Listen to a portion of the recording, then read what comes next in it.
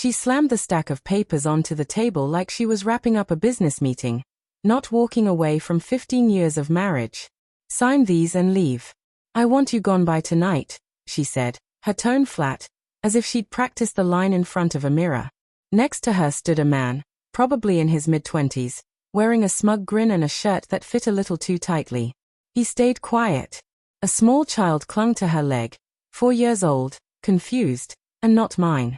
I didn't even glance at the papers. I looked at her, the woman I had built a life around. The same eyes I'd fallen in love with, now refused to meet mine. I'm not going anywhere, I said. She didn't even blink. Then we'll take it to court. My lawyer's waiting. That's when Emma, our teenage daughter, stepped off the stairs. Her voice was calm, unusually steady for someone watching her family break in real time. She held a thick envelope, neatly sealed. Mom, she said, you don't know everything. Her mother turned sharply, clearly annoyed. Emma, don't. But Emma walked forward and handed her the envelope. Read it. She hesitated, then tore it open and scanned the contents. Her lips parted slightly, face shifting from anger to shock. The boyfriend leaned over her shoulder. His expression drained to gray as he read. What is this? He muttered. Her hands began to shake. She turned to me, eyes wide. You knew. I said nothing. I let the truth speak for itself. She was the one who'd seen something in me when no one else did, back when I worked in a cramped office, drove a beat-up car, and had more ambition than money. She was wild and spontaneous. I was steady and focused. We built a life. Had a daughter. As my business grew, the space between us did too. It started small, unanswered messages, new passwords, nights out that didn't line up with the smudges of unfamiliar lipstick on her coat. I noticed. I just didn't want to. You ignore the smoke if the house still feels warm. Then came the trip, one I returned from a day early. Their car was in the driveway. Her laughter drifted through the windows. I didn't barge in. I didn't yell. I walked into the guest house, logged into the server, and made copies of everything, texts, voice memos, photos. 4 years worth. She had gotten pregnant during that time. Called it a miracle. I paid the medical bills while he texted her about missing her skin. I never confronted her. Emotion makes noise. I chose silence.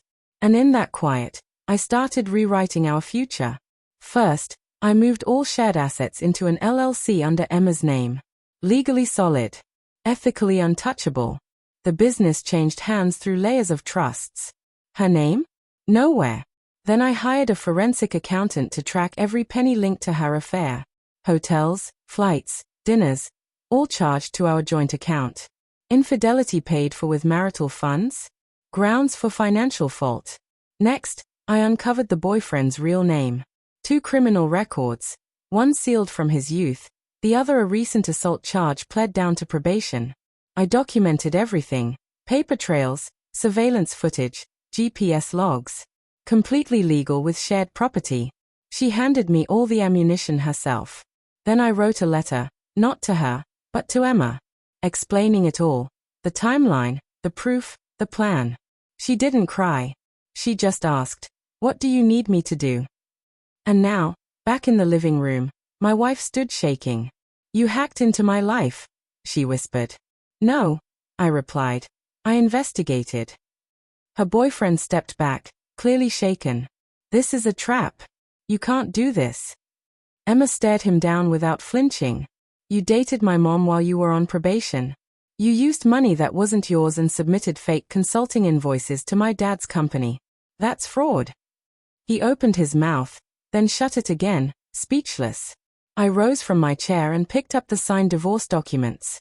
Not these, I said, reaching into my briefcase and handing her a new set, freshly drafted, notarized, legally bulletproof.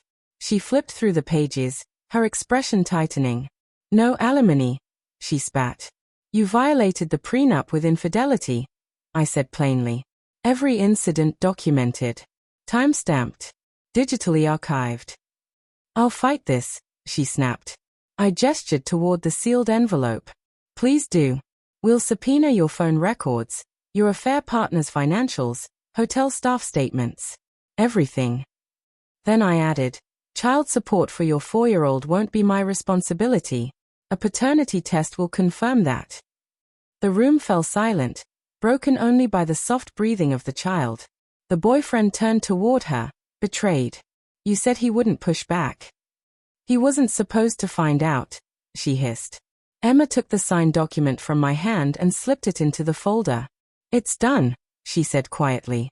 My wife collapsed onto the couch, no tears, just cold realization as everything crumbled around her. You'll lose the house in arbitration, I said evenly. But you can keep the car and your wardrobe. I'm not cruel. And him? She asked, nodding toward her boyfriend. I gave a small, tight smile. He'll be in court by Tuesday. They looked at me, stunned, two people who thought they were running the show. But I wasn't a player in their game. I was the rules they didn't understand. That night, I packed my things without a word. Emma helped.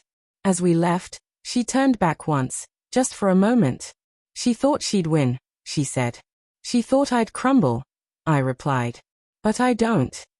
We got into the car. My business remained untouched. My accounts were secure. My daughter was with me. Behind us, the house still stood, but her life inside it had fallen apart. I didn't need to scream or threaten. I just used the truth, sharp, deliberate, and on time. Now, I drive away untouched. She's the one left bleeding.